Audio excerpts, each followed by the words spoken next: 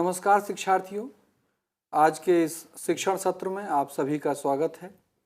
आज की परिचर्चा जिला स्तरीय शैक्षिक संस्थानों डाइट, बीआरसी, सीआरसी क्या हैं, इनकी स्कूली शिक्षा के उन्नयन में क्या भूमिका है, इस पर केंद्रित है।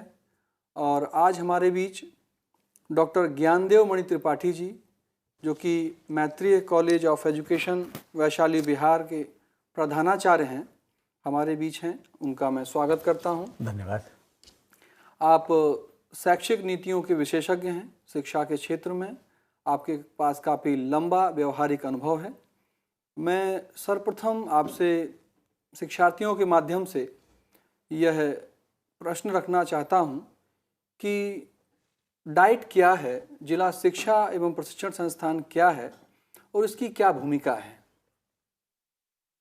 यह जो जिला स्तरीय 3 संस्थाओं की चर्चा आपने की सोमू जी, ये 3 संस्थाएं एक तरह से आई तो अस्तित्व में अलग अलग कालखंडों में हैं, लेकिन इनका आपसी रिश्ता बहुत ही आवश्यक और मजबूत है।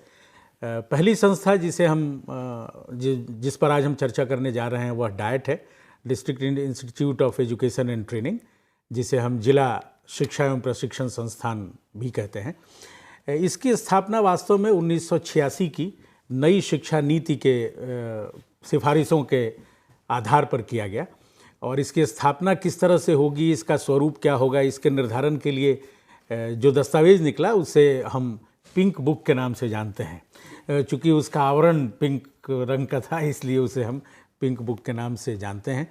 और वहाँ से हमें जो सूचना मिलती है कि इसके स्थापना के पीछे का उद्देश्य क्या था, डाइट क्यों स्थापित किए गए और स्थानीय स्कूली शिक्षा में या राज्य की स्कूली शिक्षा में इनकी क्या भूमिका है, यह जानने के पहले हमें डाइट को जान लेना चाहिए कि डाइट क्या है। डाइट वास्तव में जिला स्तर पर बनी हुई एक ऐसी संस्था है जो शिक्षाई नियोजन, शिक्षाई नीतियों के क्रियान्वयन और शिक्षकों के वृत्तिगत उन्नयन के लिए जिम्मेदार संस्था है। यानी यह एक तरफ तो ऊपर राज्य शिक्षा शोध एवं प्रशिक्षण परिषद के साथ और अपने बाद की इकाई प्रखंड संसाधन केंद्र और संकुल संसाधन केंद्रों के साथ जुड़कर काम करने वाली ऐसी कड़ी है जो इन दोनों को यानी जमीन से राज्य को जोड़ने का कार्य करने वाली यह एक मध्यस्थ संस्था है। इसके स्वरूप निर्धारित हैं। जब डाइट की स्थापना हुई थी तो तब इसमें 7 विभाग बनाए गए थे। एक तो सेवा पूर्व शिक्षक शिक्षा का विभाग था, कार्यानुभव था, सेवाकालीन शिक्षक शिक्षा का विभाग था, जिला संसाधन इकाई थी, क्योंकि जब यह बना था उस समय बहुत ज़ोर शोर से भारत में साक्षरता अभियान चल रहा था और आरटी नहीं आया था, इसलिए डीआरयू जो बहुत महत्वपूर्ण एक इकाई थी उसकी स्थापना यहाँ की गई और डाइट को यह काम सौंपा गया कि वह जो हमारी अनौपचारिक शिक्षा है उसकी भी देखभाल करें। शोध, अंतःक्रिया, नवाचार इनके मुख्य कार्यों में शामिल था। तो डाइट के यह जो 7 विभाग थे, इनके संचालन के लिए हर विभाग में एक विभागाध्यक्ष और संपूर्ण डाइट के संचालन के लिए एक प्रधानाचार्य यहाँ कार्यरत होते हैं। डाइट के महत्वपूर्ण कार्यों में पाठ्यचर्या सामग्री विकास एवं मूल्यांकन भी शामिल है। पाठ्यचर्या सामग्री विकास का अर्थ यह है कि शिक्षा में और स्कूली शिक्षा में लगातार ये कहा जाता रहा है कि शिक्षा को अपने परिवेश से जुड़ा होना चाहिए। तो परिवेश से जोड़ेगा कौन? जब आप राष्ट्रीय स्तर पर बातचीत करते हैं तो पूरा राष्ट्र आपके सामने होता है। जब आप राज्य स्तर पर बात करते हैं तो आपके सामने संपूर्ण राज्य होता है। तो एक ऐसी छोटी इकाई जहाँ से स्थानीय परिवेश को पहचानने में सुविधा हो, उस हिसाब से डाइट को यह भूमिका दी गई कि वे स्थानीय स्तर को ध्यान में रखते हुए, वहाँ के परिवेश को ध्यान में रखते हुए जो निर्धारित पाठ्यचर्या की रूपरेखा या पाठ्यक्रम या पाठ्यपुस्तकें हैं उसको और मजबूती देने के लिए या उसको और प्रभावकारी ढंग से लागू करने के लिए, कक्षाओं में उसको उतारने के लिए स्थानीय सामग्रियों का विकास किया जाए। यह एक महत्वपूर्ण काम है जो डाइट करता है। यानी डाइट स्थानीय स्तर पर ऐसी सामग्रियों के विकास के लिए भी जिम्मेदार है जो वहाँ के बच्चों की शिक्षा को बेहतर करने में सहायक हो या वहाँ के शिक्षकों की सहायता कर सके बच्चों के पठन पाठन में, अध्ययन अध्यापन को मजबूती देने में। डाइट की एक महत्वपूर्ण भूमिका यह भी है कि वह अपने शिक्षाई समस्याओं के क्षेत्र की पहचान करें। वे कौन से क्षेत्र हैं जहां हमारा जिला किसी न किसी शिक्षाई समस्या से ग्रस्त है, क्योंकि जिला ही वह ऐसी इकाई है जहां आके स्कूल या संकुल अपनी पहचान कायम रख सकते हैं। राज्य तक पहुंचते पहुंचते तो एक स्कूल एक आंकड़ा हो जाता है, वो अपनी पहचान, नाम गुम जाएगा जैसा हो जाता है।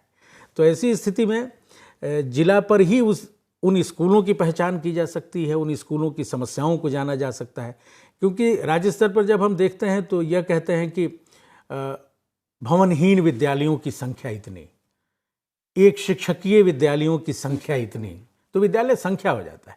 लेकिन जब आप डाइट पर उसकी पड़ताल करते हैं या डाइट जैसी संस्थाएं हमारे पास होती हैं तो हम ये जान पाते हैं कि अमुक विद्यालय जहां हमें अभी कुछ कमरों के निर्माण की ज़रूरत है, जहां हमारे पास शुद्ध पेयजल उपलब्ध नहीं है।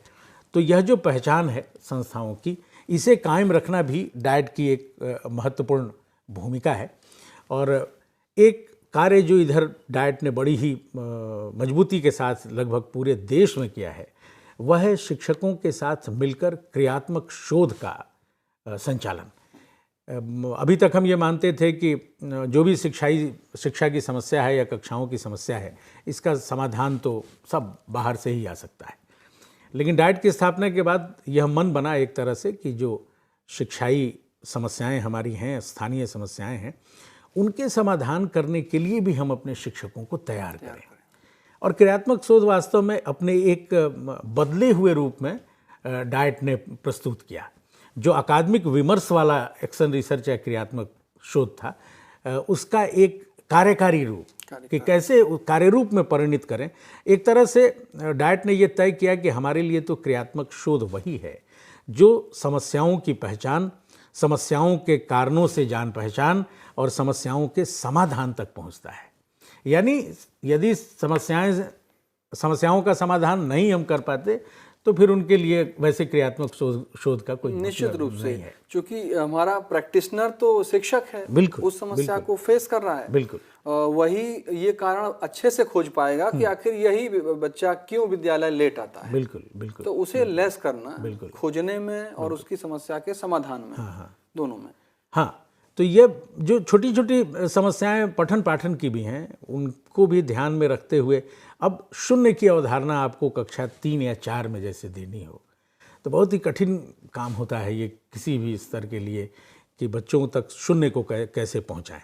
अब शून्य तक पहुंचाने के लिए कुछ शिक्षकों ने हो सकता है क्रियात्मक शोध किया, उसमें सफलता मिली, तो आपसी चर्चा के माध्यम से भी ये बात निकल के आ सकती है कि हमारे क्षेत्र विशेष में शून्य की अवधारणा यदि बच्चों तक पहुंचानी है तो हमारे पास एक विधि यह भी है। तो जिला स्तर पर ऐसे क्रियात्मक शोधों का आपसी आदान प्रदान करना भी डाइट की एक महत्वपूर्ण भूमिका में शामिल है। शिक्षा में समय समय पर बदलाव होते रहते हैं।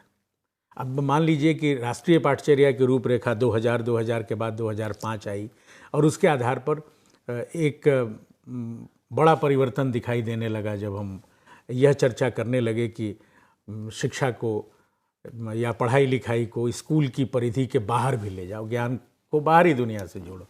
ऐसी स्थिति में डाइट के लिए यह महत्वपूर्ण हो गया कि ज्ञान को बाहरी दुनिया से जोड़ने का जो व्याख्याकार है, जो उसकी व्याख्या करने वाला है जिला स्तर पर, वो डाइट ही है।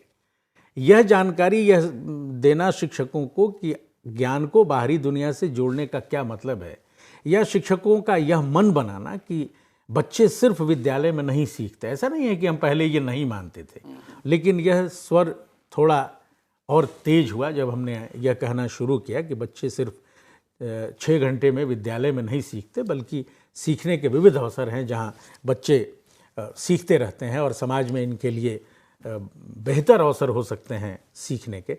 तो ज्ञान को बाहरी दुनिया से जोड़ने का मतलब यह है कि आप अपने दरवाजे को इस तरह से खोल के रखिए ताकि आपके आसपास जो पसरा हुआ देशज ज्ञान है वह भी आपके भीतर प्रवेश कर सके और आ सके, ताकि हम मान सकें कि यह जो बाहर की दुनिया है इसमें भी ज्ञान के कुछ तत्व हैं। यानी हमने जो काम की दुनिया का ज्ञान था उसको बिल्कुल अलग कर दिया। तो डाइट की एक भूमिका यह भी मेरी दृष्टि में है कि वहाँ स्थानीय स्तर पर जो काम की दुनिया से उपजा हुआ ज्ञान है, उस ज्ञान को आप ज्ञान के सृजन के दायरे में शामिल करें। और वो कैसे शामिल किया जा सकता है, यह स्थानीय स्तर पर डाइट ही कर सकता है। तो यह एक महत्वपूर्ण भूमिका है डाइट की। साथ ही साथ आपको याद होगा कि टीएलएम का एक बड़ा दौर चला है, जब हम लोग काफ़ी चर्चा का विषय प्राथमिक शिक्षकों में रहा है। तो यह जो टीएलएम का, टीचिंग लर्निंग मटेरियल का, शैक्षिक सहायक सामग्रियों के निर्माण का, हालांकि हम लोग प्रशिक्षणों में, अध्यापक शिक्षा में इस बात की चर्चा करते हैं और आवश्यक भी समझते हैं, जब विशेष करके जब शिक्षण अभ्यास के लिए हमारे प्रशिक्षु जाते हैं। तो ऐसी स्थिति में यह जो विविध तरह की सामग्रियों का, शैक्षिक सामग्रियों का विकास करना था, वह डाइट की एक महत्वपूर्ण भूमिका थी, जिसमें केवल टीएलएम मेला लगा देना नहीं। मेरा अपना व्यक्तिगत अनुभव है कि एक डाइट में मुझे यह बताया गया कि एक बहुत ही बढ़िया मॉडल रखा हुआ था और मुझे लगा कि नहीं, इसे तो पुरस्कृत होना चाहिए। तो मुझे वहाँ के एक संकाय ने कहा कि सर, लेकिन इसको देखने से लगता है कि यह अभी बनाया गया है। तो मैंने कहा हाँ, लग तो रहा है कि अभी बनाया गया है। तो हमारे लिए टीएलएम वह नहीं है जो ताज़ा हो बिल्कुल। हमारे लिए टीएलएम वह है जिसका उपयोग किया गया हो। जो उपयोग में नहीं आया उसको थोड़ी परेशानी हमको होती है कि मतलब शिक्षण अधिगम सामग्री माने या न माने। तो मैंने उनको कहा कि हो सकता है उसकी प्रति छवि हो, आप मान लीजिए। लेकिन डाइट ने इस स्तर पर भी इस तरह के नज़रिए के साथ भी काम किया कि यदि चीज़ें बन रही हैं तो उनका प्रयोग हो रहा है कि नहीं। और टीएलएम केवल इसलिए नहीं बना देना है कि टीएलएम बनाना है, टीएलएम प्रभावकारी कैसे होगा, ये चर्चा का विषय रहा है। और डाइट में ऐसा किया जाना चाहिए। डाइट सिर्फ टीएलएम बनाने की एक फैक्ट्री नहीं है जहाँ टीएलएम उत्पादित कर दिया जाए, बल्कि वास्तव में डाइट तो टीएलएम निर्माण या विकास या उसकी ज़रूरत को चिन्हित करने के लायक हमारे शिक्षकों को बना सके, यह उसकी महत्वपूर्ण भूमिका है। अब मान लीजिए कि आप पढ़ा रहे हैं खैबर दर्रे से बाबर का इस देश में आना, और नक्शा आपने ऐसा टांग रखा है जिसमें खैबर दर्रा का दर्शन ही नहीं होना है। तो ऐसा नक्शा क्यों टांगना है भाई, ऐसा टीएलएम क्यों रखना है? तो इस तरह के बचाव वाले नज़रिए भी जो हैं वो डाइट को करने चाहिए और अपने शिक्षकों तक ले जाने चाहिए, जिससे शिक्षक दृष्टि संपन्न बने और उनको एक नए नज़रिए से अपनी कक्षाओं में जाने का मौका मिले। निश्चित रूप से ये जो डाइट अपने आप में एक बहुत बड़ा संसाधन केंद्र है, जो एक नई दृष्टि से उनको आलोकित करता है शिक्षकों को। अब हम जानना चाहेंगे आपसे कि जो हमारा ब्लॉक संसाधन केंद्र है, या जिसको हम खंड संसाधन केंद्र या सीआरसी के नाम से जानते हैं, बीआरसी के नाम से जानते हैं, सीआरसी संकुल, तो ये क्या है और इसका जो फंक्शन है वो किस तरह से होता है, एक शिक्षक किस तरीके से इससे जुड़ता है और ये एक डाइट से किस तरह जुड़ता है, इस पर हम चाहेंगे थोड़ा प्रकाश आप डालें।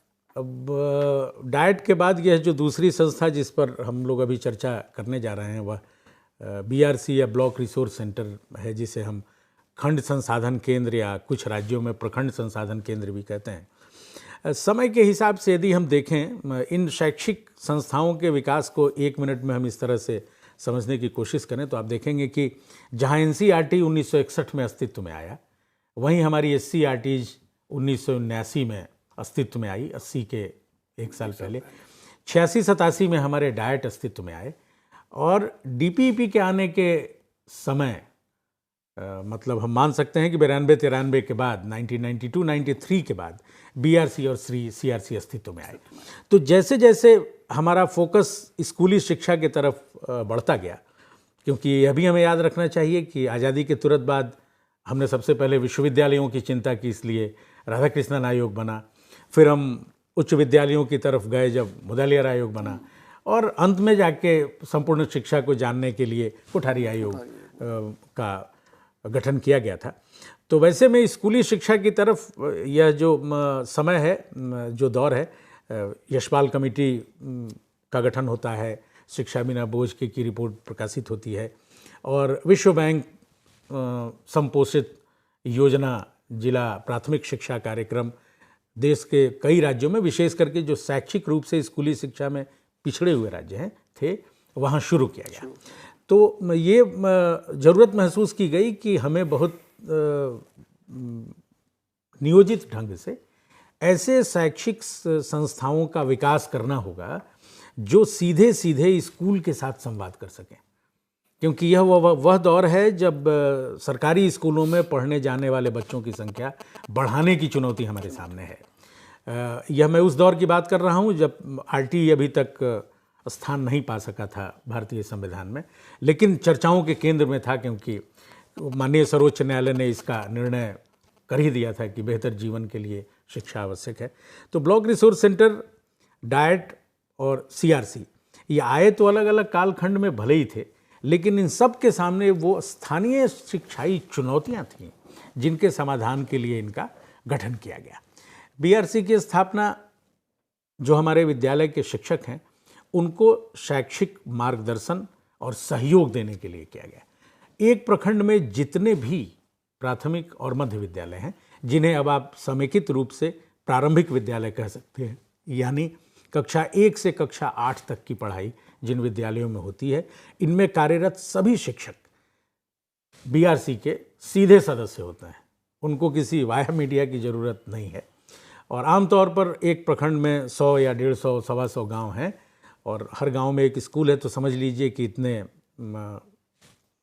स्कूलों के शिक्षक और एक शिक्षा विभाग के जो खंड या प्रखंड स्तरीय पदाधिकारी होते हैं वो इसके समन्वयक होते हैं, जिन्हें हम लोग खंड या प्रखंड संसाधन केंद्र समन्वय कहते हैं।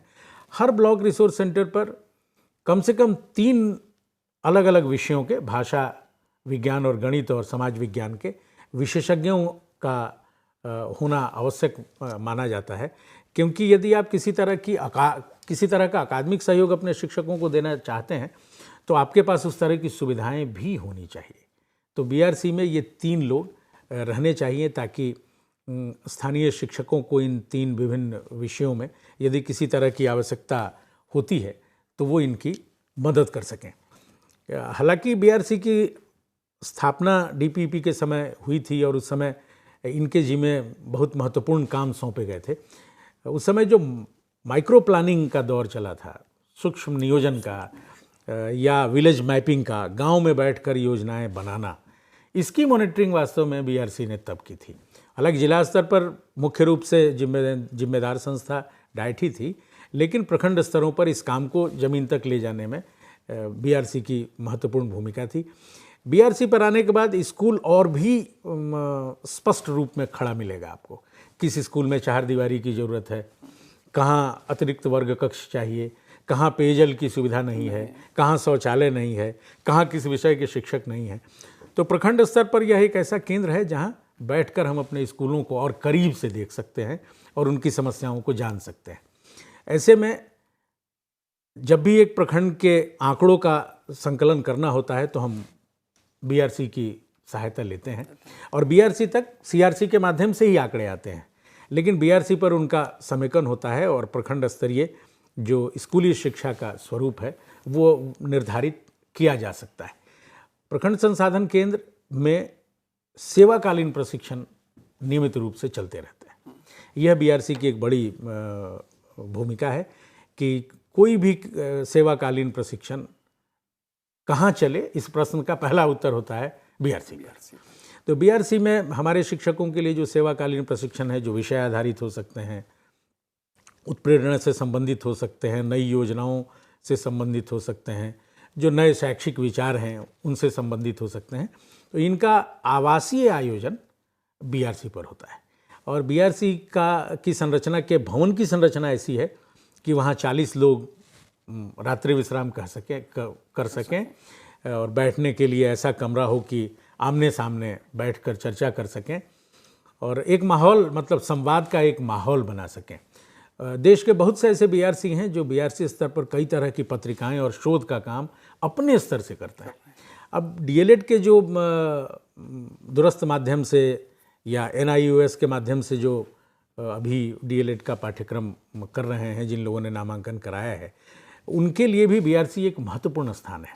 कई तरह की जो सामग्री, उनकी सहायक सामग्री होगी, यह वहाँ उपलब्ध हो सकती है। कई तरह की चर्चाएं वहाँ आयोजित की जा सकती हैं और इस प्रखंड स्तरीय संस्था को यदि चाहा जाए तो एक जीवंत संवाद का ऐसा केंद्र बनाया जा सकता है कि शिक्षकों के सेवाकालीन प्रशिक्षण में उठने वाली जो शंकाएं हैं, जो समस्याएं हैं, उसका समाधान हम वहाँ कर सकें। लिहाजा हम ये कह सकते हैं कि बीआरसी महज आंकड़ा जमा करने वाली एक संस्था नहीं है।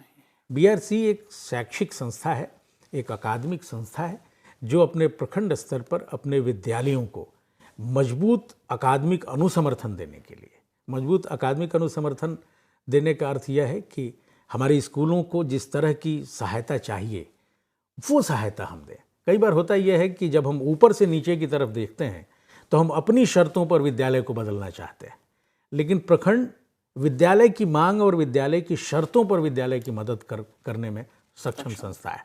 जबकि बड़े स्तर पर जो संस्थाएं हैं, एक तरह से उनकी समस्या भी है कि वहाँ जाकर देख पाना मुश्किल है, या देखेंगे भी तो सैंपल के आधार पर देख पाएंगे। और बीआरसी को यह सुविधा है कि वो अपने स्कूलों को देख ले, उसकी समस्याओं का दोनों ही स्तर पर समाधान करे, शिक्षाई स्तर पर भी और संरचनात्मक, जिसे हम कहते हैं शैक्षिक, अकादमिक और प्रशासनिक या संरचनात्मक, उसमें भी पहल करके बीआरसी हमारे स्कूलों को आगे बढ़ने में या उनके शैक्षिक उन्नयन में मददगार सिद्ध हो सकता है।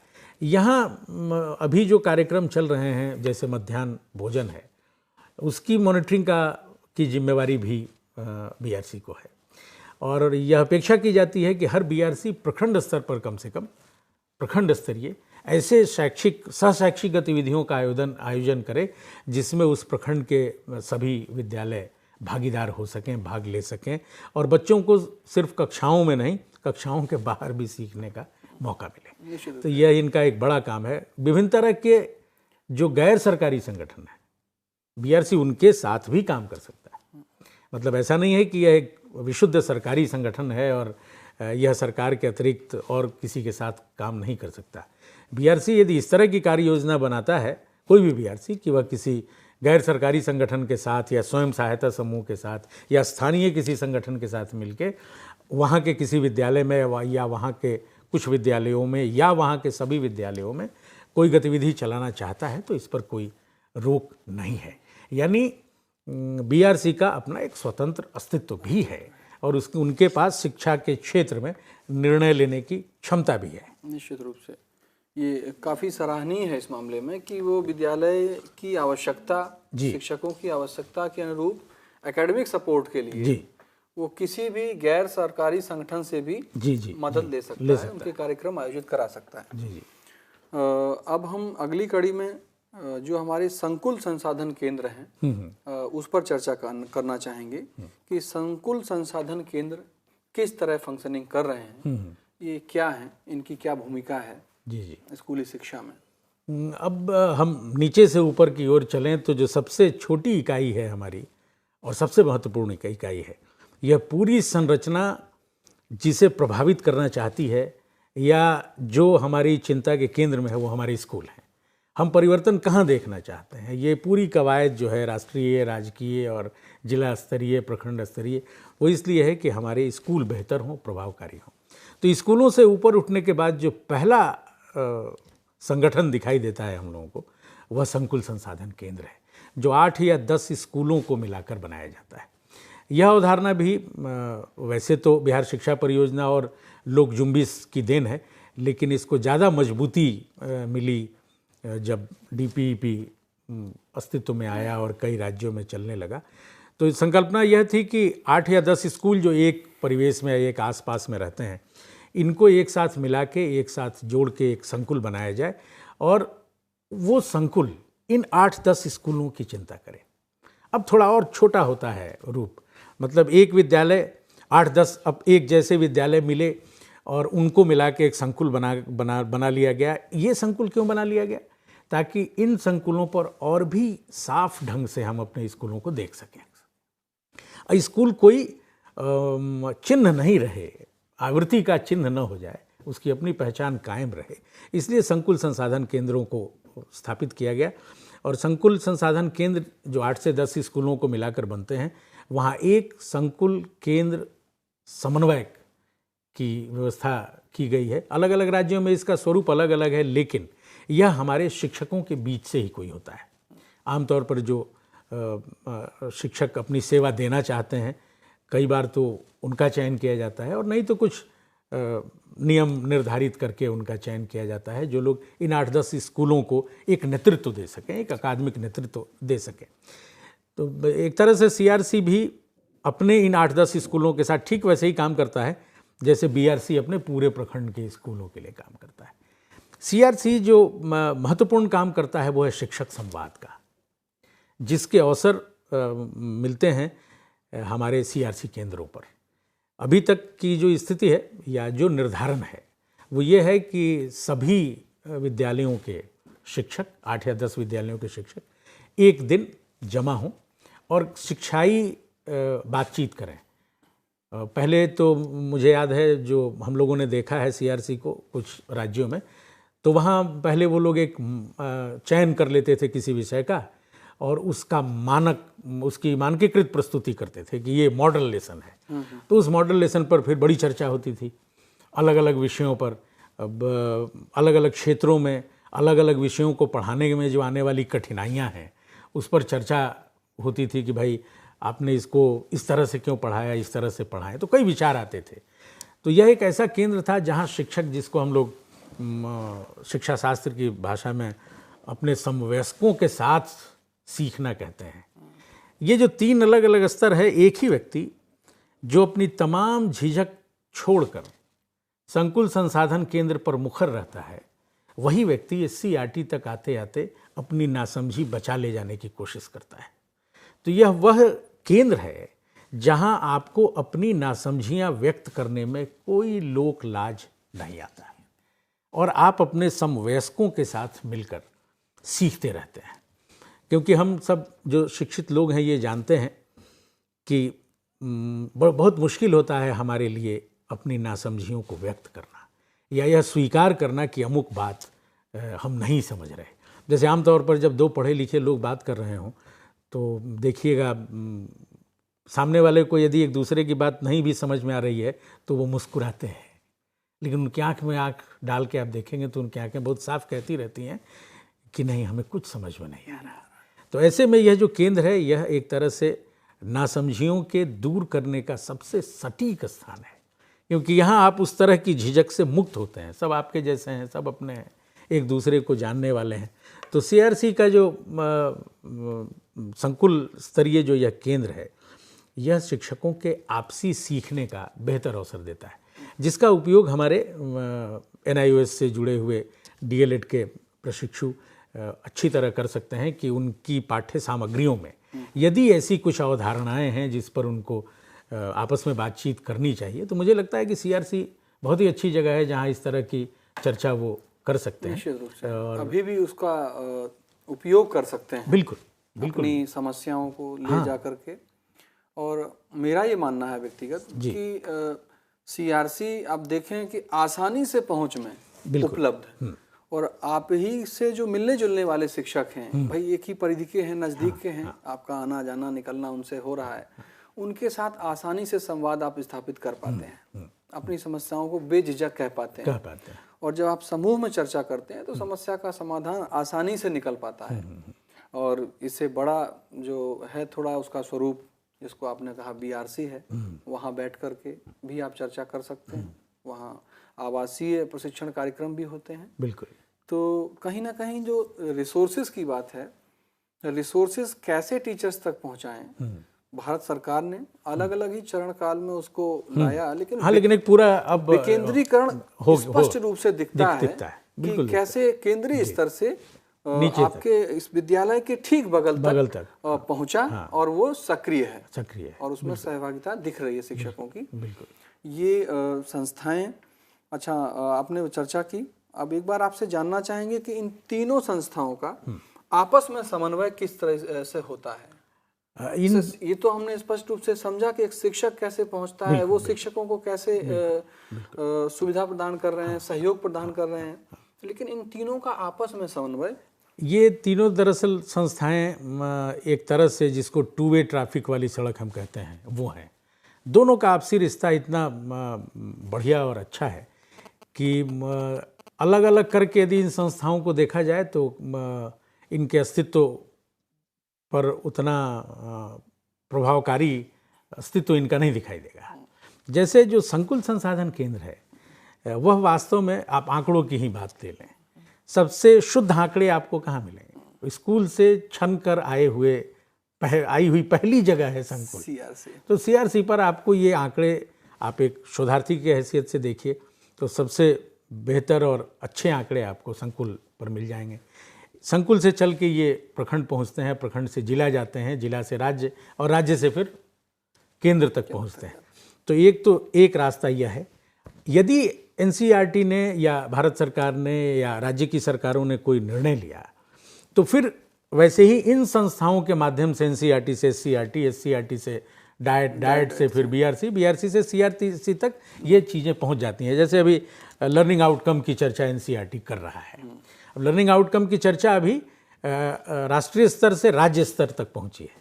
अब जब इनको नीचे ले जाना होगा तो फिर बीआरसी सीआरसी से होते हुए ही आप स्कूलों तक पहुंच पाएंगे। चाह कर भी राज्य, एससीईआरटी या डाइट हर स्कूल में नहीं पहुंच सकता। इसलिए यह जो जिसको लिंकेज कहते हैं, यह जो आपसी रिश्ता कहते हैं, ये बहुत ही अच्छा है। उसको आजकल की जो प्रचलित भाषा में कहें कि एक बहुत अच्छा नेटवर्क है बिल्कुल, जिससे समस्या की मूल जड़ तक पहुंचा जा सकता है और वो जो प्रथम सूचना है प्राप्त करके उसके समाधान के लिए एक बेहतर योजना बनाई जा सकती है। चाहे योजना वो सीआरसी स्तर पे बने, चाहे योजना बीआरसी स्तर पे बने, चाहे हमारे डाइट पे बने, एससीईआरटी पे बने या केंद्र स्तर पे बने, तो कहीं ना कहीं ये बहुत एक्टिव और फंक्शनल फॉर्म है। लेकिन ध्यान सिर्फ ये रखना है कि ये संस्थाएं महज आंकड़ों के संकलन के लिए नहीं बनाई गई। निश्चित रूप से इन संस्थाओं का एकमात्र कार्य आंकड़ों का संकलन करना नहीं है। यदि सीआरसी ने कुछ आंकड़े संकलित किए तो सिर्फ बीआरसी में भेजने के लिए नहीं किए, अपने समझने के लिए भी किए। तो आंकड़े भेजें आप बीआरसी को जरूर, या बीआरसी ने किए तो सिर्फ डाइट या जिला को भेजने के लिए नहीं किए, जिला ने सिर्फ एससीईआरटी को भेजने के लिए नहीं किए। ये आंकड़े आपको भी कुछ सीख दें, आप भी उन आंकड़ों से कुछ सीखिए, तब मुझे लगता है कि इस तरह के कार्यों का भी प्रतिफल दिखाई देगा। और वो दिन आना चाहिए बीआरसी, सीआरसी और डाइट में जहां हम यह भी कर सकें कि हमारी जो स्थानीय समाज या जिसको हमने जमा किया है हम उससे सीखें कि ये जो जमा करके भेज रहे हैं हम आगे की तरफ, उसका हमारे लिए क्या महत्व। और जो एक संवाद है चुप्पी की संस्कृति को तोड़ने के लिए के, उसमें संकुल संसाधन केंद्र अहम भूमिका अदा कर सकता है। और एक दिन हो, 2 दिन हो, जो बड़े सीआरसी हैं वहाँ 2 दिन हम बैठते हैं, प्रखंड में भी हम बैठते हैं। प्रखंड में आमतौर पर प्रधानाध्यापक आते हैं, लेकिन प्रधानाध्यापकों के माध्यम से ही प्रखंड जुड़ा रहता है इन स्कूलों के साथ। तो इन तीनों नहीं बल्कि केंद्र से लेके और स्कूल तक का जो एक पूरा आपने जो नेटवर्क कहा, वह जो नेटवर्क है वह शिक्षाई रूप से अपने कार्यों को अंजाम देने लगे, काम करने लगे, तो मुझे नहीं लगता है कि किसी विद्यालय के शिक्षक को यह समझाने में आपको परेशानी होगी कि परीक्षा में लचीलापन क्यों लाना है या ज्ञान को बाहरी दुनिया से क्यों जोड़ना है। निश्चित रूप से आपने बहुत बेहतर तरीके से समझाया कि ये हमारी संस्थाएं डाइट, बीआरसी, सीआरसी किस तरह अस्तित्व में आई और किस तरह उन्होंने कार्य करना शुरू किया और आज उनके कार्य किस रूप में उपलब्धियों में की ओर ले गए हमें। हमारे शिक्षार्थी भी इस बात को बेहतर तरीके से समझ पाए, स्पष्ट रूप से समझ पाए कि उनकी क्या भूमिका है सीआरसी में और सीआरसी से वो किस तरह लाभान्वित हो सकते हैं, इसको भी वो भविष्य में तलाश सकते हैं। बिल्कुल। आज की इस परिचर्चा में आपके इस ज्ञानवर्धक